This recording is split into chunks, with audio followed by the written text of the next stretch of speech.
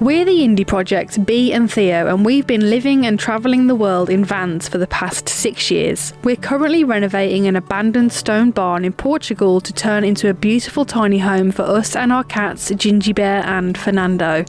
Follow our journey from the very beginning as we document the whole process of creating an off-grid home.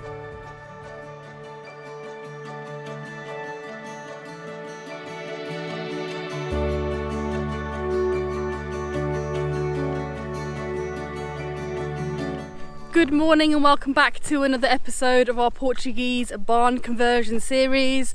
Lots of exciting stuff happening as usual. As you saw in our last video, we had our flooring arrive, so we're really excited to get cracking on with that today. It's really going to transform the way the barn feels.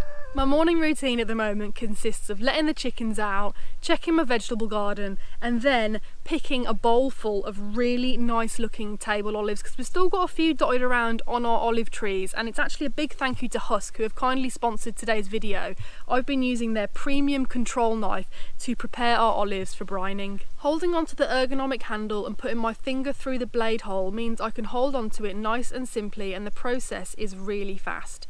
Being especially sharp means the blade won't slip from applying unnecessary force, and it comes out of the box razor sharp, staying that way for years. Chopping and cutting actions are easy with the curved blade, and the whole thing weighs in at only 252 grams. I've been using this knife for literally everything, and seeing as Christmas is coming, why not surprise your family and friends by getting them their very own Husk knife. They're currently running really good discounts on multiple orders on their website, so click the link in our description to check it out. So I had a couple of hours spare yesterday and managed to get, with a friend, some of these posts in for the fencing for the goat compound, and this fencing's actually looking so good. Because it's green and the poles are wooden, the fence actually just blends so nicely into the landscape, and you can't even actually see the green of the fence. It almost looks invisible. It's quite trippy. So when the goats are in here, I'm gonna be like, is the fence still there or has it disappeared? But fencing's a lot harder than it looks, especially when the ground's not flat, and we're trying to get it as taut as possible, all the poles nice and level, just to make a really nice area.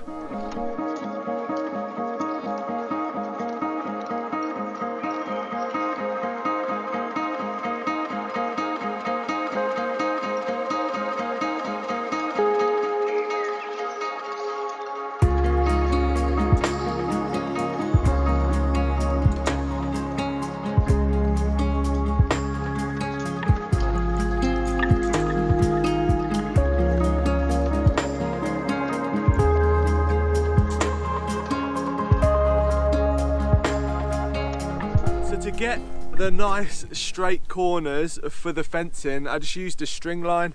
So I've got a post here. This is further than the fence is actually going to go. The fence only comes up to here, but we got a nice straight line, and that made it really quick. So we could bang these posts in the other side of the line, level them up, use the spirit level, make sure they're the right height, and then we could get onto the fencing. Yeah, what's going on here? So what I've done, this is a classic method. I've just got 2 bits of scrap timber I've screwed through to create a brace on the actual fence, and then I've tied a ratchet strap to the tractor, and then I can literally tighten. I won't do it any further because it's tight enough, but I can literally ratchet the fence up nice and tight so you get that tension, and then it makes it much easier when you're banging the pins into the wooden beams. So yeah, it's all working out well. It's going to take a little while to get the whole square done because it's a big old area. 25 metres each length? Yeah, 25 metre big square basically, and maybe it might turn out a little bit bigger. So these 2 goats I'm getting are going to live a life of luxury, aren't we? We might have to add some more animals, a sheep, a couple of donkeys, maybe a pig. Oh, we love animals, so we would love more animals, but obviously it's more commitment, but we'll see how we go.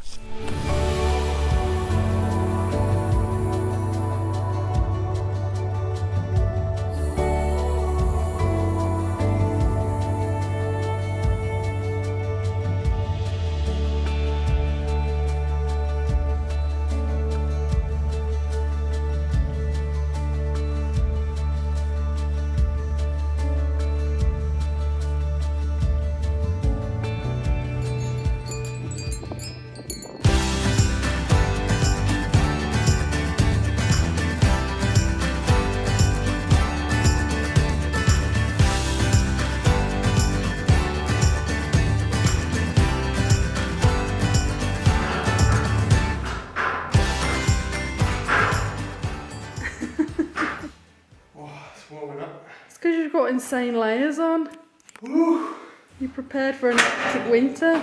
It's warming up massively, and I've just altered the scaffolding. This is what I love about these scaffolds. You can really adapt them. And I learnt this when we were doing the stonework on the back of the barn. So what we'd do is we'd set it up like a ladder, and therefore I can just go 1, 2, and lift up what I need. It's hot work now. I need to take this jumper off, maybe even the hat, because it's actually quite warm inside here. But what we're going to be doing is we're going to be oiling all of the bottoms of the wood flooring. So all the pine floorboards, they're going to get a layer of oil on the bottom so they match the rest of the wood. So when you look from underneath the mezzanine, it all ties in really nicely and it looks beautiful. But why have you made this ladder thing? So I didn't even explain. The reason I made this ladder is so that Bee, we're going to set up a little operation.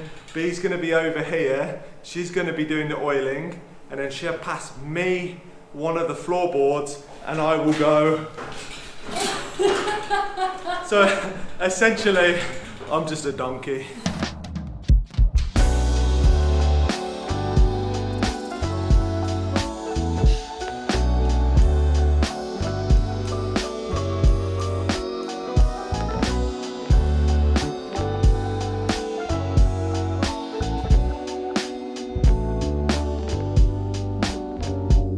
So I've just set Bee up with a nice little workstation. As you can see here, I've just put it on these stands that we use for the scaffold boards, and it's perfect because you can adjust it to the right height. We've got 2 boards at once, and Bee's got a lot of oiling to get through. It's going to be so worth it. When you're sitting over there on the sofa looking up at the boards from under the mezzanine, and it just looks like the rest of the ceiling. I mean, guys, just look at that. Sometimes I just stand here and stare at the ceiling, to be honest. But right, we better get to it. Bee's got the Danish oil. Ready to rumble. Ready to rumble.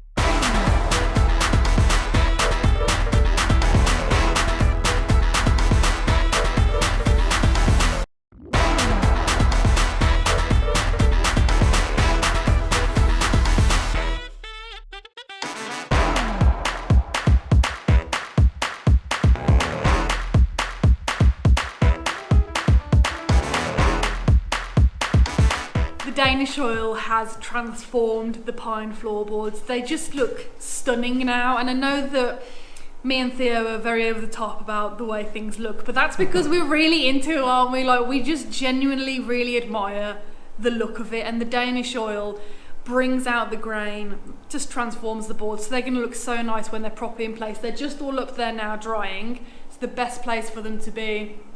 Unfortunately, there's about 4 that haven't been done yet because we knew this would happen. Actually, we knew it would happen, and we ordered 2 extra bottles of Danish oil well over a week ago. They came with 24-hour delivery, but they're somewhere in the Portuguese postal system.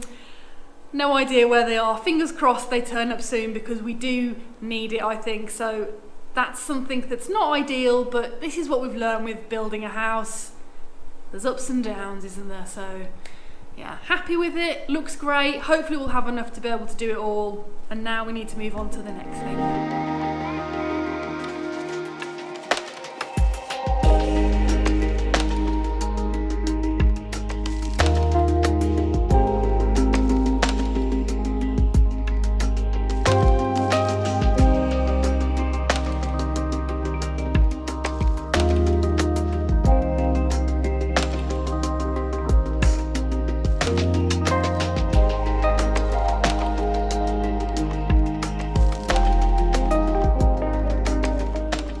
boards are drying on top of the mezzanine. And like Bee said, we ran out of Danish oil, but I don't think it's a problem. We've got one pack left and a few wonky boards that were in some of the other packs that we're just gonna leave for now, but we did overorder, so that's why we've got one pack left. And I think that we should be only short of 2 boards if our calculations are correct. So that means in the next few days, we can bang this flooring in on the mezzanine, and then when the Danish oil comes, just stain a couple extra boards and get them up there with the others.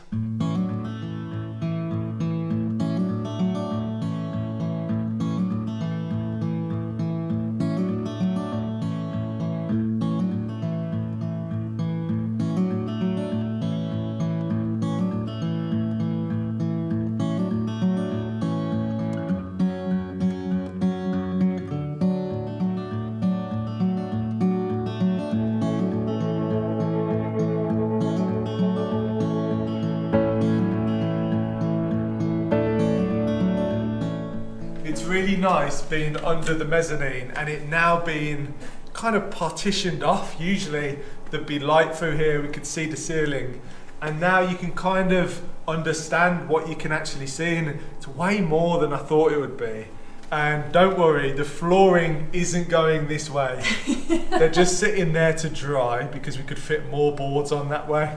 They're gonna go horizontally that way. It should look amazing, and it feels really cozy under here now. It does, look at this. It's nice to have its own ceiling. It feels like it's partitioned off a little bit, Yeah, like it's its own little room. Yeah, exactly, it's lovely. It's really nice. Did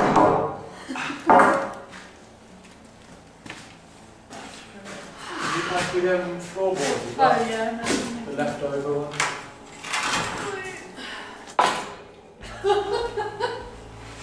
Good thing it's a dud.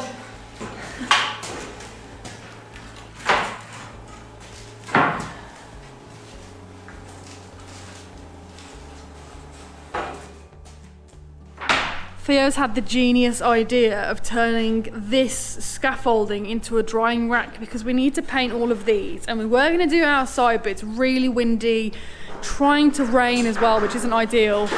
So we're going to paint them inside where I did the floorboards and then hang them, you know, put them across there to dry, and it'll be perfect. Tomorrow they can go back down here together. So Hopefully they're long enough. I think they are. yeah, they should be. Let's see. I say that as if I know, I have no idea. Yeah! Success, we can stay in here, out of the wind.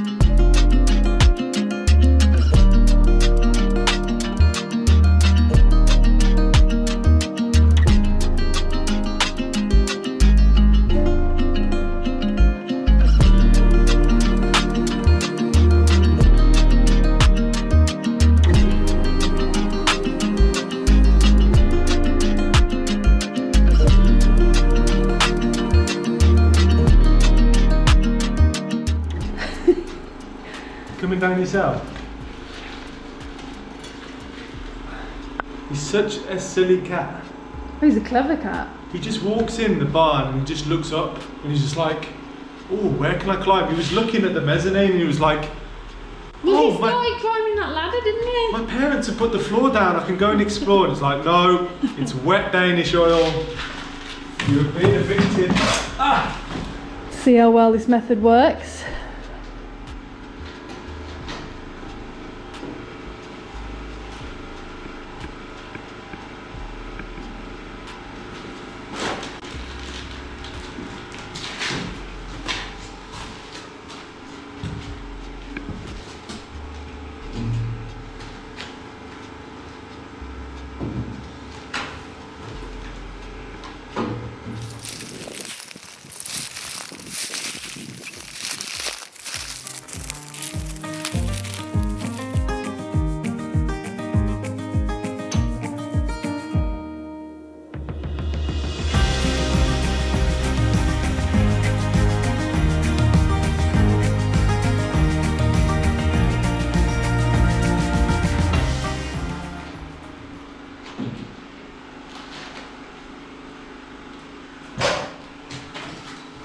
Perfect.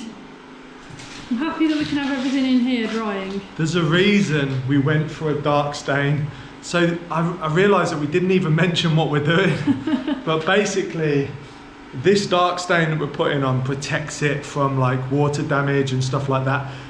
These beams are going to be close, or if not on the concrete floor. We will put a barrier underneath each beam, but any moisture that comes up will hit that first. So what we're doing is we're just staining it and making sure it's protected. But we've used a dark stain because in the future we've used a clear one. Well, it wouldn't be a stain if it's clear, but a clear protective coat over the wood. And it's really hard to see where you've done. So using a dark stain, you can see that the whole beam is covered.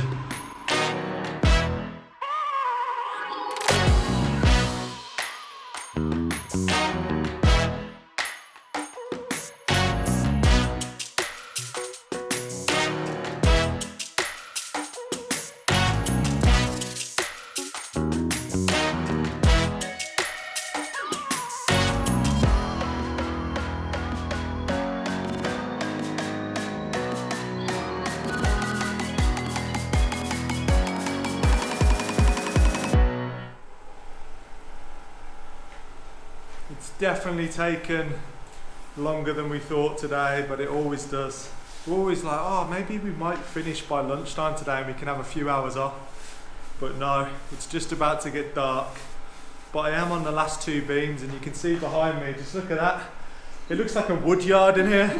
It's crazy, but we've got 3 beams left that we're not going to paint or stain because we're going to keep them so maybe we can use them for other stuff. When I order wood, I always order like 10% to 20% more than I actually need, because sometimes they come and you can get some ripe bananas and then it's just a pain.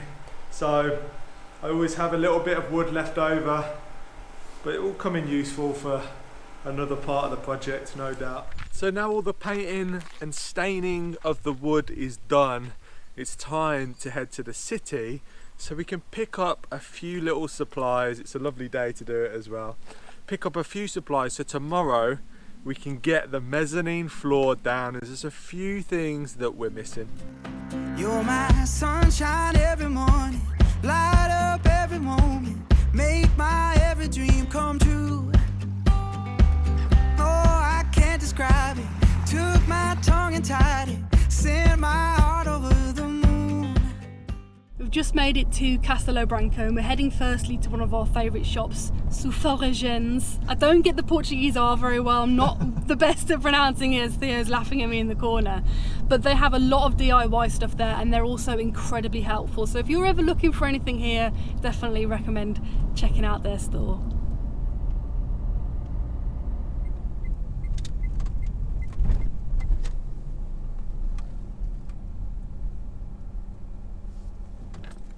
Right then, see you in a few hours. You all know Theo by now and you know he loves tools and checking out new building supplies, so I would not be surprised if he actually is at least an hour. We have actually spent an hour in here before, maybe even longer. So I'm going to put a timer on my phone, actually on my watch, and see how long he actually takes.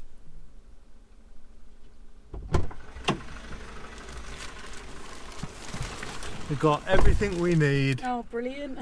to finish the floor. Yay! Which is good. And also, as well as a nice Milwaukee drill bit, Ooh, fancy. I got some of these tap-in fixings so that we can attach the battens to the concrete floor. Oh, brilliant. Exciting times.